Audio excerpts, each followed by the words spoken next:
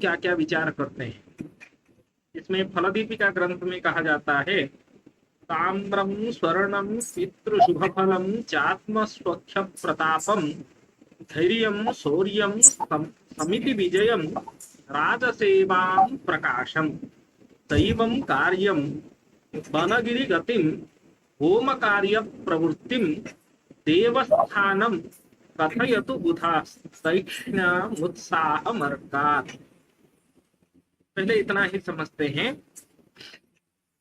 सूर्य से हम लोग जब कुंडली का फलादेश कर रहे हैं, वो हम सूर्य से क्या क्या विचार करते हैं। ताम्रम, जब जन्म कुंडली में सूर्य सबसे प्रमुख ग्रह एवं आत्मकारक ग्रह, जैसे एक टू व्हीलर हम लोग चलाते हैं व बाइक चलाते हैं, तो जो हॉर्स पावर होता है, गाड़ी का जो पावर है, पावर इंजन पावर, वह सूर्य है। हमारे शरीर में जो विटामिन डी अथवा रोग प्रतिरोधक शक्ति, आत्म शुद्धि, आत्म बल एवं आत्मचिंतन, उसका विचार हम सूर्य से ही करते हैं। सूर्य तो संपूर्ण जगत का, सौर जगत में सबसे प्रमुख ग्रह के रूप में हम लोग मान रहे हैं। वह आधार है, उससे सभी संसार के काल परिवर्तन का जो चक्र है, वो चक्र परिवर्तित होती है। इसलिए यहाँ सूर्य के लक्षण में कहते हैं, ताम्रम, ताम्र धातु व ताम्र वर्ण से युक्त, उसी प्रकार ताम्र धातु का प्रतीक जो है वो सूर्य है। तो हम लोग सूर्य के फलादेश के लिए, सूर्य के प्रतिकार के लिए, सूर्य यदि अरिष्ट हो रहा है जन्म कुंडली में, तभी हम लोग ताम्र धातु व्यवहार कर सकते हैं। ताम्रम स्वर्णम, केवल ताम्र प्रकृति का है ऐसा नहीं है, सुवर्ण का भी धातु सूर्य से ही हम लोग विचार करते हैं। ताम्रम स्वर्णम पितृ शुभ फलम, पितृ कारक ग्रह होने के कारण सुख दुख ये संपूर्ण शुभ अशुभ फल हम लोग सूर्य से ही विचार करते हैं। एवं आत्म स्वच्छ प्रतापम, आत्म सुख, जिसको आत्म स्वच्छ कहते हैं, क्योंकि एक तो चेतना है और उस चेतना को एक जो रास्ता दिखाने वाला जो ग्रह है, चेतना मन, मनकारक ग्रह चंद्रमा, उस चंद्रमा को मार्ग दिखाने वाला जो ग्रह है वह सूर्य है। चंद्रमा सूर्य के किरण से प्रतिबिंबित होता है। चंद्रमा का स्वतः प्रकाश नहीं है, इसीलिए ससभृत हम लोग जो मंगल पढ़े हैं, वहां भी कहा जाता है मूर्तित्वे परिकल्पिता शशभृत, वह मूर्ति स्वरूप है। इसलिए आत्म स्वच्छ प्रताप, पितृ प्रताप, प्रताप मतलब पराक्रम, आरोग्य, इसका विचार हम लोग सूर्य से ही करते हैं। रोग प्राप्ति होगा या रोग से निवृत्ति होगी, उसका विचार हम लोग सूर्य से ही करते हैं। इसलिए सूर्य धैर्य शक्ति, जो हमारा जो धैर्य है, धैर्य एक स्थिरता के प्रतीक होता है, केवल स्थिरता नहीं। हम जिस कार्य को कर रहे हैं, उस कार्य को बहुत दीर्घ काल तक धैर्य के साथ यदि संपादना करते हैं, तभी वह धैर्य है। जो धारणात्मिक शक्ति है वह भी धैर्य है। धैर्यम शौर्यम, शौर्यम प्रताप के अर्थ में भी व्यवहार होता है। समिति विजयम, हम लोग के पास सूर्य के प्रभाव से कई सारे जो व्यक्ति को आकृष्ट करने की क्षमता होती है। एक सभा, एक मंच में, एक एवं एक किसी भी संगठन में समिति विजय की क्षमता रहती है। राजसेवाम प्रकाशम, इसलिए सूर्य जो है वो राजकारक राजतत्व कारक ग्रह है। राजा रवि ही करके बृहद जातक में कहा, बृहद जातक में भी कहा जाता है। राजसेवाम प्रकाशम तैवं कार्यम, इसमें कहा जाता है यदि सूर्य दोष युक्त हो जन्म कुंडली में, हम लोग शिव जी के आराधना के कारण उस दोष का प्रशमन व प्रतिकार कर सकते हैं। उसका रेमेडी सूर्य के लिए हम लोग शिव जी के आराधना करते हैं। सैवम कार्यम, फिर से कहते हैं वनगिरि गतिम, वन में विचरण करने वाले कार्य, ये भी सूर्य के कारण होता है। होम कार्य प्रवृत्तिम, होम मतलब यज्ञिक कार्य, हम लोग वेद कर्मकांड जो करते हैं उसको होम कार्य कहा जाता है।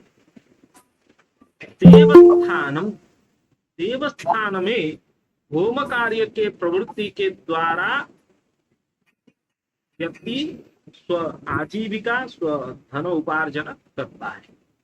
इसलिए होम कार्य प्रवृत्तिम देवस्थानम, जिसके कुंडली में सूर्य सबसे अधिक बलवान हो। इसमें देवस्थानम कथयतु उधः तैक्ष्ण उत्साह वर्गात, इसमें कहा जाता है उत्साह, कार्य करने के लिए जो उत्साह है वह सूर्य से हम लोगों को प्राप्ति होता है। तो सूर्य एक आत्मकारक ग्रह, वह सूर्य जो आत्मकारक ग्रह कब बलवान होता है, हम लोग जानते हैं सूर्य मेष राशि में 10 अंश में परमोच्च होता है। परमोच्च होता है, उसका परमोच्च परम उच्च अंश जो है वो 10 अंश का है। मतलब जैसे व्यक्ति एक पद में बैठता है, वीसी, हम लोग एक यूनिवर्सिटी को लें, वीसी, रजिस्ट्रार, डायरेक्टर, जितने सारे पद होते हैं उसमें कुलपति, कुलाधिपति एवं उसके ऊपर मंत्रालय, ये धीरे धीरे धीरे पद क्या होती है, वृद्धि होती है। इसी प्रकार ग्रहों का भी जो बल, जो शक्ति, वह धीरे धीरे वृद्धि होती है और सबसे अत्यधिक उच्च पद जो है वो परमोच्च होता है। जैसे कोई वीसी एक यूनिवर्सिटी में वाइस चांसलर, जो कुलपति एक विश्वविद्यालय में एक यूनिवर्सिटी में सबसे परमोच्च पद में रहते हैं, उनके पास सारे अधिकार होता है और उस अधिकार परमोच्च पद में रहने के कारण उनको प्राप्त होता है।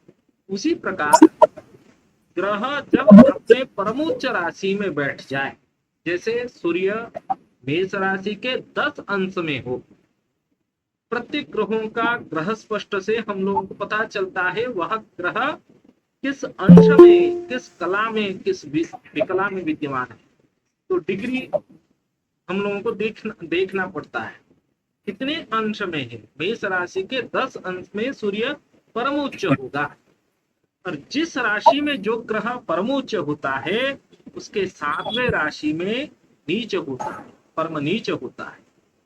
सूर्य मेष राशि में उच्च होगा तो उसका जो 7वां राशि क्या है, सप्तम भाव व सप्तम राशि, सप्तम राशि जो है वह क्या है ना, तुला राशि। तुला राशि के 10 अंश में परम नीच होगा। जहां मेष राशि के 10 अंश में परमोच्च होता है, उसके ठीक 7वें घर जो 10 अंश में सूर्य परम नीच होगा। जैसे सूर्य मेष राशि के 10 अंश में सबसे अधिक बलवान होता है, उसी तरह तुला राशि के 10 अंश में सबसे निर्बल होता है, बलहीन होता है। किसी कुंडली में सूर्य तुला राशि में बैठ जाए, नीच राशि में हो, ये जो विषय हम लोग अभी चर्चा किए हैं, आत्म शोक्ष, प्रताप, पितृशुभ, ताम्र धातु, सुवर्ण, धैर्य, शौर्य, समिति विजय, राजसेवा, ये सभी प्रकार की जो फलादेश है वहां परम नीच में हम लोगों को निश्चित रूप में हानि फल, अल्प फल कहना चाहिए।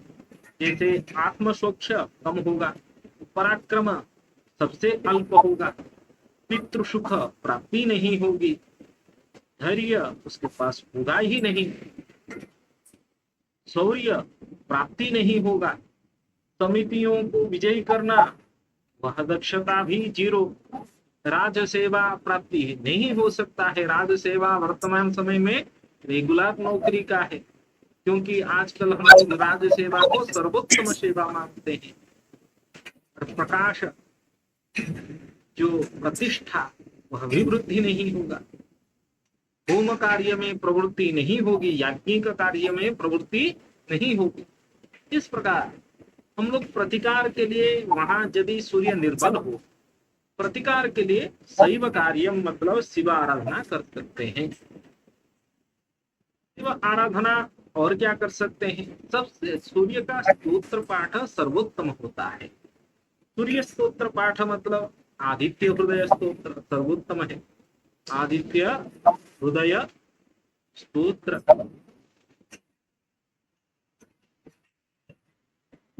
आदित्य हृदय स्तोत्र दो प्रकार की है।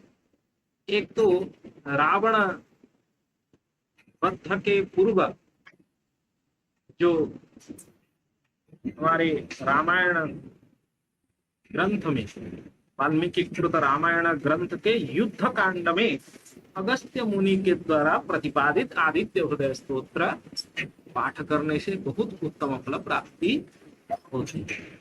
उसमें ततो युद्ध परिश्रांतम समरे चिंतया स्थितम रावणम च कृतो दृष्ट्वा युद्धाय समुपस्थितम, इस प्रकार श्लोकों को आवृत्ति करने से आदित्य हृदय स्तोत्र में सूर्य के अनेक सारे नामांतर है, उसको उच्चारण करने से निश्चित रूप में एक आत्मविश्वास, उसके साथ साथ शौर्य, धैर्य, राजसेवा में प्रभुत्व विस्तार, जिसको हम लोग कहते हैं कभी कभार मंत्री पद प्राप्ति होना व उच्च पद प्राप्ति होने में अत्यधिक सहायक होता है। तो जानते हैं जैसे कि एक कुंडली में द्वितीय भाव जो है वो सबसे प्रमुख भाव होता है चक्षु के लिए, दक्षिण चक्षु के लिए द्वितीय भाव, एवं द्वादश भाव जो है वह भी चक्षु स्थान होता है। अरे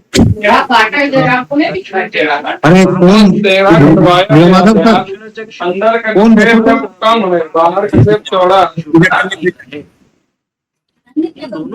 माधव सर देखो, कोई अनम्यूट करने बोलो, सबको म्यूट करने बोलो, सुनाई नहीं था, डिस्टर्ब होता है। सामर्थ्य चक्षु रोग प्रदान करने वाला ग्रह सूर्य है।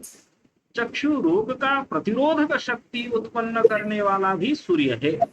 हम लोग जानते हैं संपूर्ण ब्रह्मांड के वेद स्वरूप के दो चक्षु है। एक चक्षु जो है वो सूर्य है, दूसरा चक्षु जो है वो चंद्रमा है। दक्षिण चक्षु सूर्य के प्रतीक होता है। यदि जन्म कुंडली में जैसे आप देखें, यहाँ सूर्य बुध के साथ रोग स्थान में स्थित है और व्यय भाव को दृष्टि दे रहा है। इस प्रकार कुंडली देखिए, सूर्य व्यय भाव में स्थित होके कहाँ दृष्टि दे रहा है? रोग स्थान में स्थित होके व्यय भाव को पूर्ण दृष्टि से देख रहा है और रोगाधिपति के साथ युत है। और व्यय भाव जो वाम चक्षु है उसका अधिपति भी बृहस्पति लग्न को देख रहा है। इससे हम लोग कह सकते हैं इस समय में जो शिशु उत्पन्न होगा वह चक्षु रोग से युक्त होगा। ये चक्षु रोग के प्रतिकार के लिए हम लोग आदित्य हृदय स्तोत्र के साथ एक शुक्ल यजुर्वेद में चाक्षुष विद्या पाठ किया जाता है। उस चाक्षुष विद्या यजमान को अथवा खुद भी पाठ कर सकते हैं। दैवज्ञ को तो सूर्य के आराधना आदित्य हृदय स्तोत्र के साथ चाक्षुष विद्या नित्य पढ़ना चाहिए। क्यों? उसका कारण क्या है? दैवज्ञ का चक्षु मुख्य होता है, उसका दृष्टि जो होता है वो सबसे मुख्य है। उसका दृष्टि जितना तेज होगा ना, उसका आत्मविश्वास जितना अच्छा होगा, वो अच्छे से फलादेश कर सकता है। उसको फलादेश करने के लिए जन्म कुंडली का निश्चित रूप में चाक्षुष विद्या का अध्ययन करना चाहिए, नित्य पाठ करना चाहिए। ओम अस्य श्री चाक्षुष विद्या अहिर्वघ्न ऋषिर गायत्री छंदः श्री चक्षुरोग निवृत्तये विनियोगः। ओम चक्षुः चक्षुः चक्षुः तेजः स्थिरो भव। इस प्रकार स्तोत्र का पाठ करें, उससे अनेक लाभ होता है। आप लोग जानते हैं, लगभग कुछ पुराने छात्र भी हैं, सूर्य के जो मित्र ग्रह हैं उस राशियों को भी हम लोगों को याद रखना चाहिए। मित्र ग्रह कौन है सूर्य के? सूर्य ग्रह के मित्र हैं 3 ग्रह, जैसे कि हम लोग जानते हैं गुरु, चंद्रमा एवं मंगल। एक श्लोक आप बृहद जातक में देखेंगे तो शत्रु मंदसितो समश्च शशिजो मित्राणि शेषा रवेः, वहां कहा जाता है शत्रु मंदसितो, सूर्य के जो शत्रु है वो 2 ग्रह है।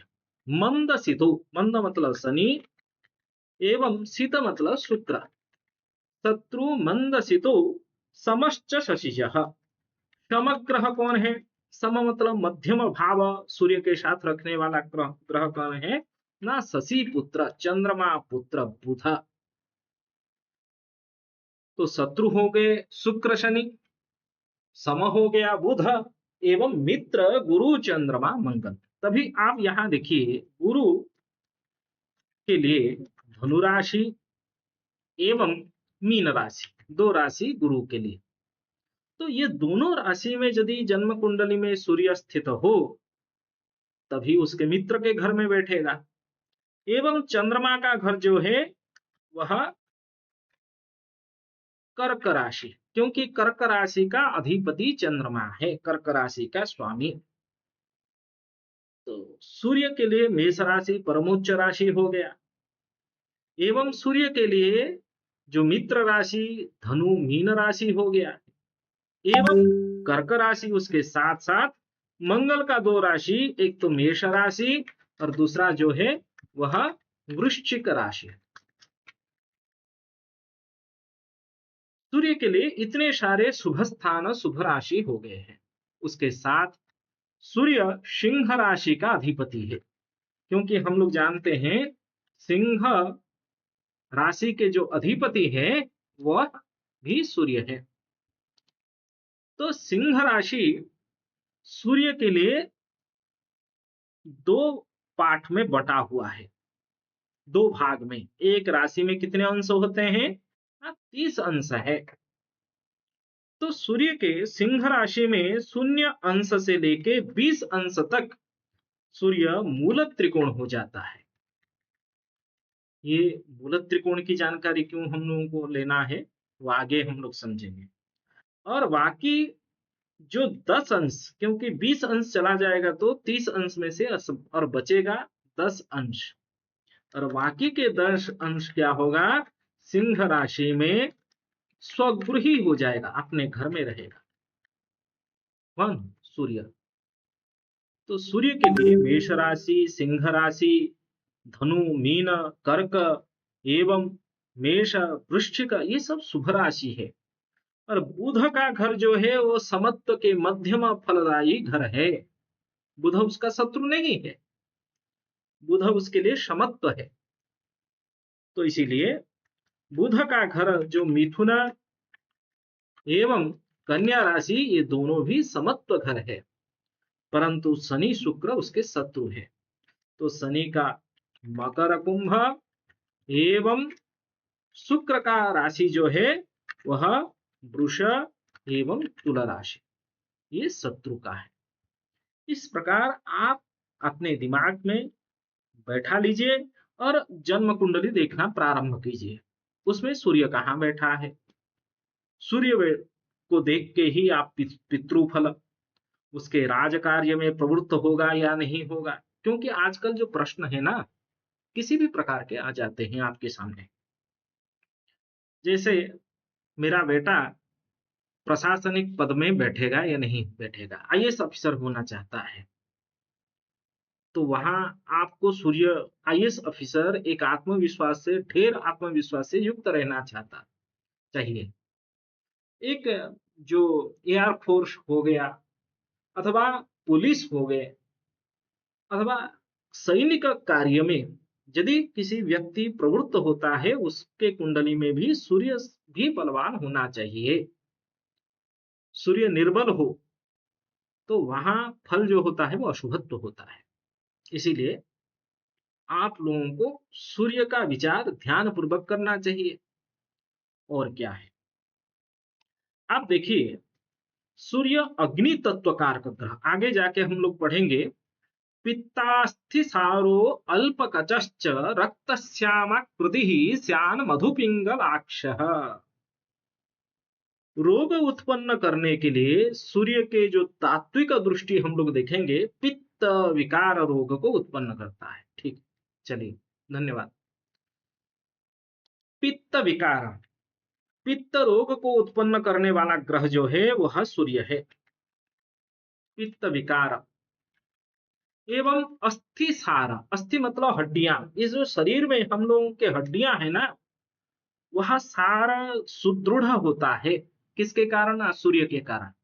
सूर्य मित्र के घर में बैठा हो, अथवा स्वराशि में बैठा हो, अथवा मूल त्रिकोण में स्थित हो, तभी हमारा शरीर का जो हड्डी है वह सख्त होता है। उसके बाद कहा जाता है अल्पकचः, जो केश वह अल्प होगा, अधिक केश नहीं होगा, मतलब टकला भी हो सकता है। समझ रहे हैं बात को? रक्त श्यामाकृति ही, रक्त वर्ण तो लाल कलर का, रेड कलर का होता है, उसमें श्याम वर्ण जुड़ जाए तो इन दोनों को मिश्रित से जो आकृति, जिसको हम लोग अरुण वर्ण करके हल्का लाल जिसको कहते हैं, उस प्रकार की आकृति सूर्य के प्रभाव से। सोच लीजिए, जन्म कुंडली में लग्न में सूर्य बैठा हो, लग्न में सूर्य मेष राशि में उच्चस्थ होके बैठा हो, अथवा सिंह राशि में स्थित हो, स्वगृहस्थ अथवा मूल त्रिकोण होके बैठा हो,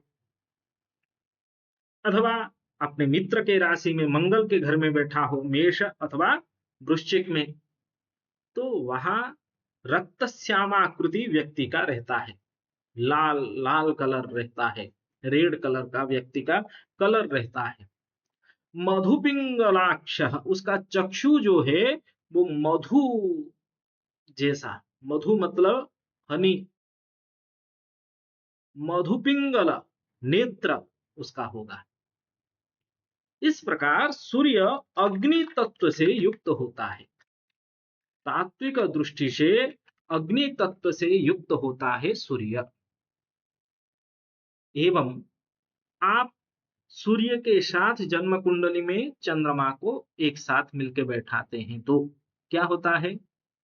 कौन सी तिथि में वह शिशु जन्म होता है? इसी कुंडली में। आप जन्म कुंडली देख लीजिए, सूर्य यदि चंद्रमा सूर्य एक साथ मिलकर बैठे हैं, सूर्य यदि चंद्रमा के साथ दोनों मेष राशि में स्थित हो, तो वह अमावस्या, कृष्ण पक्ष की अमावस्या का तिथि होगा, अथवा शुक्ल पक्ष प्रतिपद तिथि हो सकता है। सूर्य चंद्रमा एक साथ हो तो जाके आप देख सकते हैं वो चतुर्दशी, कृष्ण पक्ष चतुर्दशी, अमावस्या, शुक्ल पक्ष प्रतिपद, उसको क्षीण चंद्रमा कहते हैं। और चंद्रमा जो है वो जल तत्व कारक ग्रह है। चंद्रमा जल तत्व एवं अग्नि तत्व दोनों मिल जाए तो एक विकार सृष्टि होती है, शरीर में रोग उत्पन्न होता है। इसीलिए चंद्रमा सूर्य एक साथ मिल जाए तो शुभ फल प्राप्ति नहीं होगी, क्षीण चंद्रमा उसको कहा जाता है। और वही सूर्य यदि मंगल के साथ मिलकर बैठ जाए, सोच लीजिए मेष राशि में सूर्य मंगल दोनों हैं। सोच लीजिए एक कुंडली में सूर्य जहां है, मंगल वही है, और वह कौन सा राशि है? मेष राशि है, अथवा वृश्चिक राशि है, अथवा सिंह राशि है। तो उस स्थिति में मंगल अग्नि तत्व युक्त है, सूर्य भी अग्नि तत्व, मंगल पराक्रमक ग्रह, सूर्य भी पराक्रमक ग्रह। इन दोनों का जो मेल है वह एक शुभ फल प्रदायक होगा। वहां व्यक्ति का राजत्व करने की राजयोग हो जाएगी, और पराक्रम शक्ति अधिक होने के कारण युद्ध विजयी करने लगेगा। लड़ाकू भी होता है, झगड़ा करने वाला भी होता है, चोर भी हो सकता है, पुलिस भी हो सकता है, चोरी भी करेगा, पुलिस कार्य भी कर सकता है, क्योंकि दोनों पापक ग्रह भी हैं।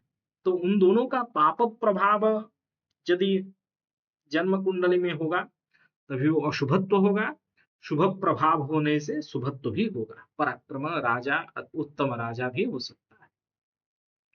इस प्रकार बुध जो वाणी कारक ग्रह है, जैसे हम लोग अभी कुंडली देख रहे हैं, सूर्य बुध एक साथ शत्रु स्थान में स्थित है, और सूर्य के साथ बुध का जो संबंध है वह क्या है ना? समत्व का संबंध है। सम घर में, मिथुन राशि में सम घर में बैठा है और समत्व का प्रभाव है। तो इस स्थिति में हम लोग विचार करेंगे तो सूर्य बुध का युति जो है वह वाणी प्रदायक होगा, परंतु सूर्य के निकटवर्ती ग्रह होने से अस्तंगत हो जाते हैं। क्यों? क्योंकि सूर्य का जो किरण है वो सबसे अधिक तेजयुक्त है, और उसके सन्निकटवर्ती होने से ग्रह अस्तंगत होते हैं। जैसे सूर्य का अंश जो है वो 24 अंश है, डिग्री जो है वो 24 डिग्री है, और बुध का जो डिग्री है 28, 24 में मात्र 4 अंश का अंतर है। इसीलिए बुध संपूर्ण रूप में अस्तंगत हो गया। शत्रु स्थान का अधिपति, रोग स्थान का स्वामी अस्तंगत हो जाए तो रोग भी उत्पत्ति होती है। और सूर्य भी 3 भावों का कारक है, जैसे हम लोग पूर्व कक्षा में पढ़े हैं। सूर्य लग्न भाव का स्थिर कारक ग्रह है, सूर्य कर्म भाव का स्थिर कारक ग्रह है, सूर्य भाग्य भाव का स्थिर कारक ग्रह है। लग्न, शरीर, रोग, चिन्ह, आयु, सुख, दुख का विचार हम लोग सूर्य से भी कर सकते हैं, और सूर्य के साथ बुध मिलके बैठा हुआ है। इस स्थिति में बुधादित्य योग जो है वो दोष युक्त हो रहा है, क्योंकि बुध अस्तंगत हो रही है। इस कुंडली में सूर्य जो है वो अष्टमेश है, अष्टम भाव का, सिंह राशि का अधिपति, अष्टम भाव का अधिपति सूर्य षष्ठेश के साथ मिलके बैठा है, तो वह भी एक अशुभत्व का योग है। त्रिक भाव 6, 8, 12, 6, 8, 12, ये दोनों स्थान जो है वो अशुभत्व है। षष्ठेश, अष्टमेश षष्ठ स्थान में स्थित हो, एवं यदि व्यभाव को दृष्टि दे रहा हो तो वहां अशुभ योग का उत्पत्ति रोग के लिए, शक्ति सामर्थ्य के लिए, वाणी के लिए वो अशुभत्व है। जैसे हम लोग वाणी भाव, बुध वाणी कारक ग्रह है, बुध मित्र कारक ग्रह है, तो मित्र के लिए दोष युक्त होगा, वाणी के लिए दोष युक्त होगा। वाणी भाव का अधिपति द्वितीय शनि भी बृहस्पति के घर में बैठने के कारण, और बृहस्पति का लग्न में पूर्ण दृष्टि होने से वाणी युक्त होगा, लेकिन अनृत वाक, जिसको असत्य वचन बोलने वाला, इस प्रकार लक्षण में समय समय में वो असत्य बोलने वाला होगा। हम लोग भाव, भाव का स्वामी, भाव का कारक एवं ग्रह का स्वरूप उसको लेके फलादेश करते हैं। सूर्य के साथ पंचतारा ग्रह मंगल, बुध, गुरु, शुक्र, शनि ये अस्तंगत होते हैं, लेकिन निकटवर्ती होने से, दूर में बैठने से अस्तंगत नहीं होते हैं। एवं सूर्य यदि बृहस्पति के साथ मिलकर बैठा हो, बृहस्पति का तत्व आकाश तत्व है, आकाश तत्व सभी के साथ मित्रता रखता है, इसलिए सूर्य के साथ मित्रता है, शुभ फल प्राप्ति होगा। सोच लीजिए किसी कुंडली में सूर्य बुध बृहस्पति तीनों एक साथ मिलकर बैठे हैं, वहां शुभत्व का फल होगा, अशुभत्व नहीं होगी।